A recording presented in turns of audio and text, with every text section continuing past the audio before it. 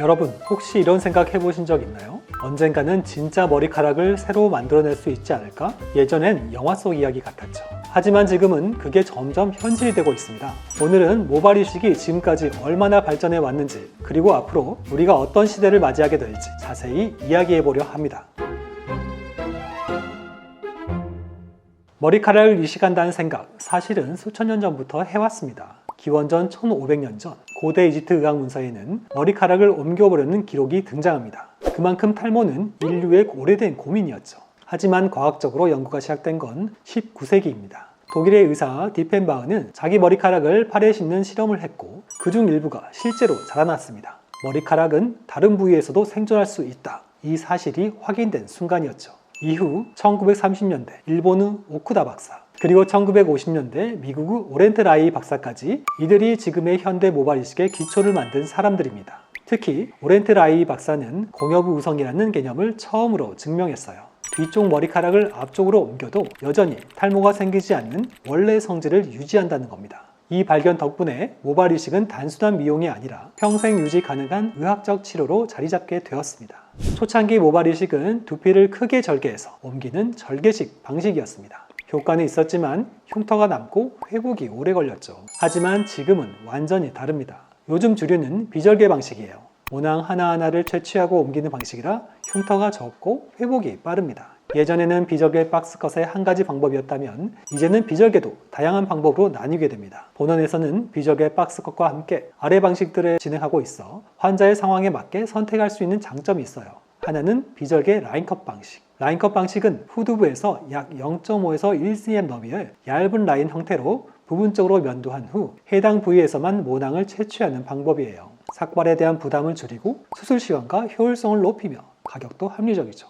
기존 머리카락이 위에서 빗기 때문에 겉으로도 보이지 않는 채취 범위 감춤 효과도 우수하죠. 이 방식은 특히 여성분들 중 머리가 짧거나 빠른 회복과 티 없는 벗기를 원하는 고객에게 적합합니다. 다른 하나는 비절개 무삭발 노컷 방식. 무삭발 노컷 방식은 말 그대로 후두부를 전혀 밀지 않고 모낭을 채취하는 고난이도 기술의 방법이에요. 삭발을 전혀 하지 않고 기존 모발 사이에서 필요한 모낭을 하나하나 채취하여 겉으로는 수술 흔적이 거의 보이지 않고 수술 다음날부터도 일상생활이나 업무 복귀가 바로 가능할 정도로 자연스럽죠. 특히 남성분들이나 업무 또는 개인적인 중요한 일정이 있다거나 머리를 삭발하기 어려운 고객들에게 매우 선호되는 방식이에요. 결국 기술의 발전 방향은 명확합니다. 더 자연스럽게, 더 티나지 않게, 더 빠르게 회복되게. 사람들이 종종 면모 심었냐를 중요하게 보지만 사실 모발 이식에서 가장 중요한 건 디자인입니다. 무조건 머리를 많이 심는다고 예뻐지는 게 아니에요. 얼굴형, 두상, 이마 비율, 모발 방향, 모발의 경계선까지 모두 고려해서 자연스러운 흐름을 만드는 게 핵심이죠.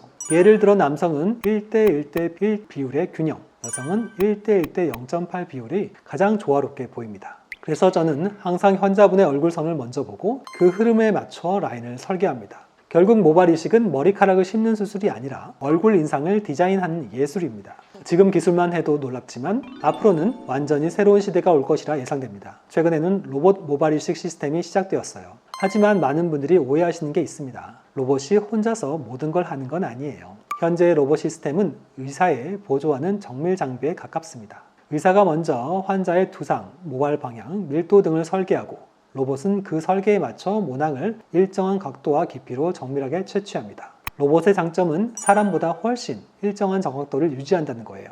필요 누적이 없기 때문에 오랜 시간에도 일정한 각도로 펀칭이 가능하죠. 이 덕분에 모낭 손상률은 줄이고 생착률을 높일 수 있습니다. 의사의 감각적인 디자인과 로봇의 정밀한 손이 만나 보다 완성도 높은 결과를 만들어내는 시대가 열리긴 했지만 아직은 시작 단계에 불과하고 의사를 돕는 보조 정도라는 점을 아셔야 해요. 그리고 이제는 줄기세포와 재생의학이 모발 이식의 다음 챕터를 열고 있습니다. 손상된 모낭을 되살리거나 실험실에서 모낭세포를 배양해 이식하는 연구가 전 세계적으로 활발하게 진행 중이에요. 즉 머리카락을 옮기는 시대는 곧 끝나고 다시 만들어 자라게 하는 시대가 시작되고 있습니다. 모발 이식의 역사를 보면 모든 발전의 시작에는 불편함이 있었습니다. 그 불편함을 해소하려는 노력이 지금의 자연스럽고 안전한 기술을 만들었죠.